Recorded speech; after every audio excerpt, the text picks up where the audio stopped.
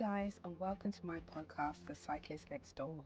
If you are enjoying these episodes, why not like, subscribe, or share with a loved one, a fellow cyclist, or somebody who might be interested? The time has come for today's episode. So grab your cup of tea, settle into your zone 2 momentum. Let's go. Rolling. Welcome, Coach Isaac Saki, other known as Shasha. Welcome to the Cyclist Next Door. Welcome. So, how are we doing? How are we doing today? Yeah, we are doing good. Yeah? Excellent. And we are here, obviously, in Legon, your training ground. Yeah. Excellent. And we're going around the roundabout here. Yeah. What do you use the roundabout for in your training? Okay, I use runabout for high intensity training. Nice, high intensity, right? Okay, brilliant. Yeah, and I've seen you do some speed work around here, which is pretty crazy. So, brilliant. So, you're national champion, time trial road, mountain bike. I don't know, quite a few things. Yeah. So, man, how did it all start? How did we get here? Okay, so Give us. one-way training. Yeah. One-way training is boring for most of the professional cyclists. So if you are doing road bike and then maybe you can't do road bike the whole here.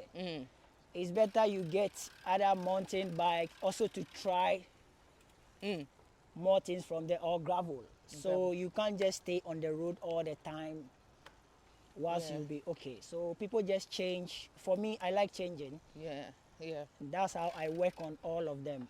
Okay. And before you came to road riding and you put on the lycra and all that stuff, you were doing some styles and things like that, right?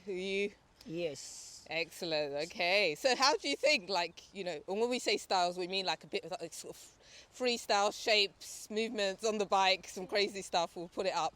But how do you think that's helped in terms of your road riding? Being able to move on the bike like that. All right.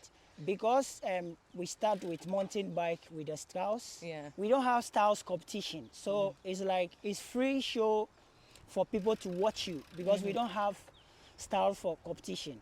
But we went somewhere around Colena. Then we do skills finish, and one of their manager calls me that they have cycling team, but they know if I join, it will be good for me. So I start riding my mountain bike whilst they are using road bike. We train together. Wow. That's where I was built from. Yeah, so that you built it from there. So Yes. you did a bit of mountain biking. Yes. You were riding with the team. Yes, I'm using a mountain bike and they are using road bike. Wow, okay. But if they make Justify, I always come second or third with my mountain bike. Whoa. So Okay. from there, my master built a road bike for me. Uh-huh. Then now we started training with them. So I just packed for the mountain bike for the skills. I packed the bike. I have to still focus on the road bike. Like 4 years, then I became champion. Oh, okay, brilliant. Yeah. But you haven't really left the skills, have you? Because we No, see no, you on your no. road bike. Every so often you might just do something. Because I built more techniques Yeah. on the mountain bike. Okay. So when I'm sitting on the road bike, it's just like I'm on my mountain bike. Oh, okay. I have more good. control on it. Oh, brilliant. You've obviously done a lot of training yourself to get to the position. You've been on a few tours as well, haven't you? Just name a few kind of that you've done tours. Okay, I've done Ghana tour. It's 2 weeks. 2 weeks. Non-stop tour. Wow, okay. Dio Ghana. Excellent. And then I've done ECOWAS tour we ride from Nigeria to Cote d'Ivoire 4 days. Okay. Yeah, with the national team. Excellent. Wow. Yeah. So you've done quite a few of that. And then You've I've been done crowned Togo champion. tour. Yeah. And then I've done Cote d'Ivoire tour, 2 weeks. Togo tour 2 weeks. So all closest country. And then I've done a championship in UCI World Championship in Burkina Faso. Burkina Faso. Yeah. We've heard about how warm that one is. Yeah, that Hot. one is Hot. That one I ride with few of the guys riding Tour de France. Oh wow. That's my first time ride with them. Oh wow. And then And what was that experience like riding with international riders? Kind of how does that help? That's where you learn a lot, because Yeah. the people you have to see to ride is them. They have come. So whatever you want to learn, you can ask them questions. Uh-huh. They will tell you. Then they will tell you what you should do before you can cope. Then you start learning from there. So always when you travel and come, you are a different person. Wow, yeah, no, I hear that, Yeah. definitely. So your training, now when I train, usually I start at 9 o'clock in the morning. If I'm lucky, I think that's early. But for you, by 9 o'clock, we're done, right? Yeah. Usually, yeah. As a professional, you need to wake up early to go for your ride. Okay, why we do so early here is that Yeah. because we have a lot of cars in the morning, you can't train. So we leave home very early so that you finish your training before the cars comes out. Okay, Yeah. excellent, excellent. Yeah. And I mean, getting up at that time, because we're talking about 3 o'clock, you say you sort of wake up and then you get ready for training and stuff. Are there some days where you're just like, I don't want to do this?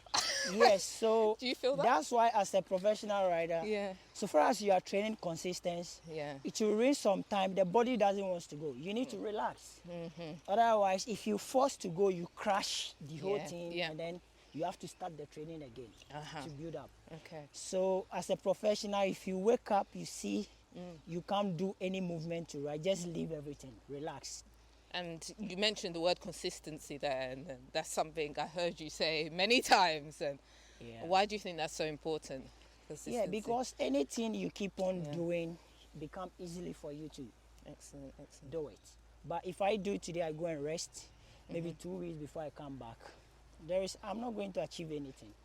Cool, excellent. Oh, wow.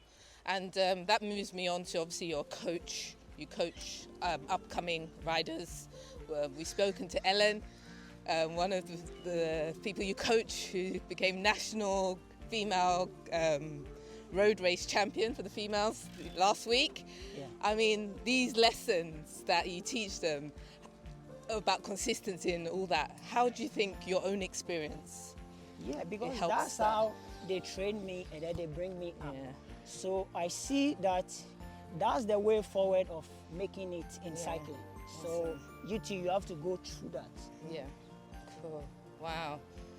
So you coach people who want to go professional. You Yeah. also coach kids as well. Yes. Nice. Okay. And what do you think cycling brings for the kids?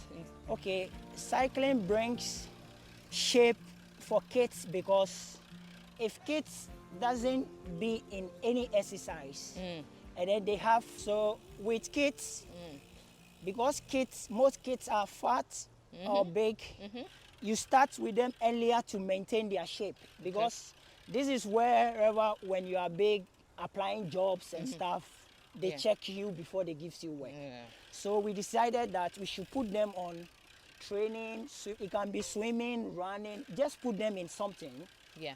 which it also remove their mind from TV games, staying on TV games for the whole day and stuff. So like they are inactive whilst it's helping them. That's why we Nice. put kids at starting of the earlier, so that it can be in them. Yeah. When they grow, the consistency is there. Brilliant. Excellent.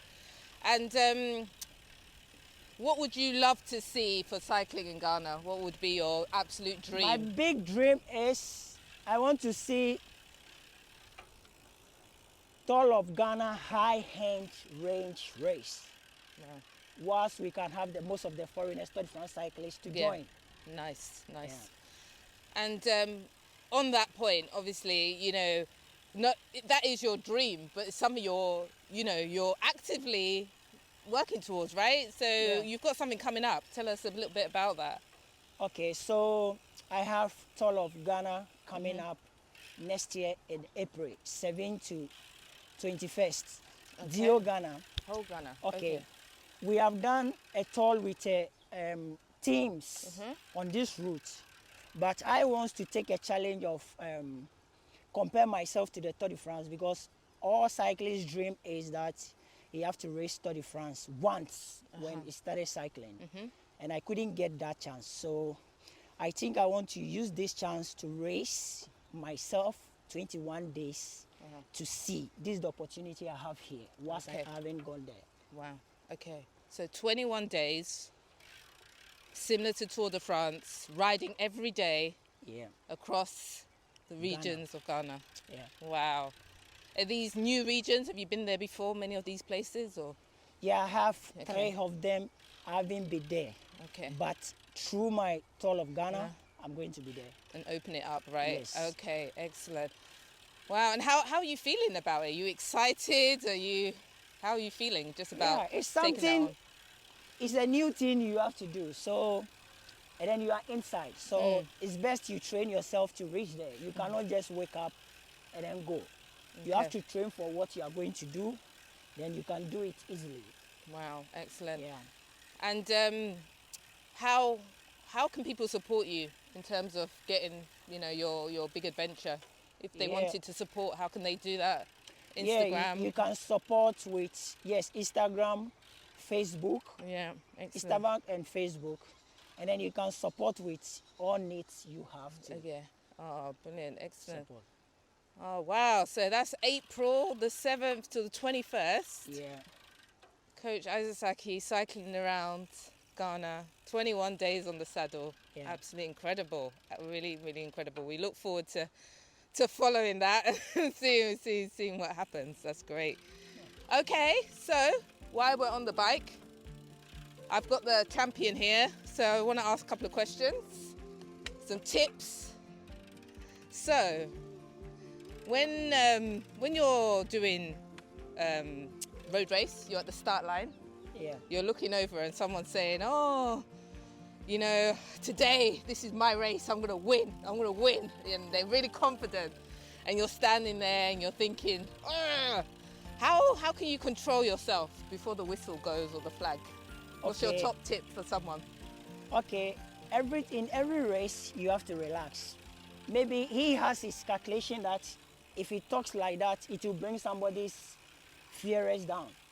Or he also knows what he's standing on is saying that. So your race tip is not going to be good for me to also take what you are saying. Okay.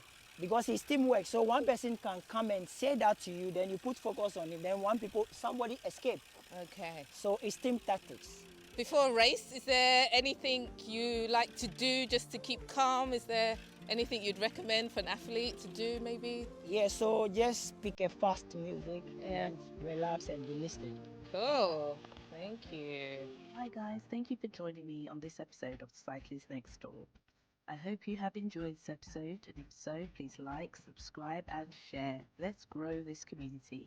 And join me back here again as we meet the next Cyclist Next Door, as we unpack the journey of everyday people who have picked up a bike, experienced the joy of cycling, and have been on their own personal adventures. So, until next time, rolling.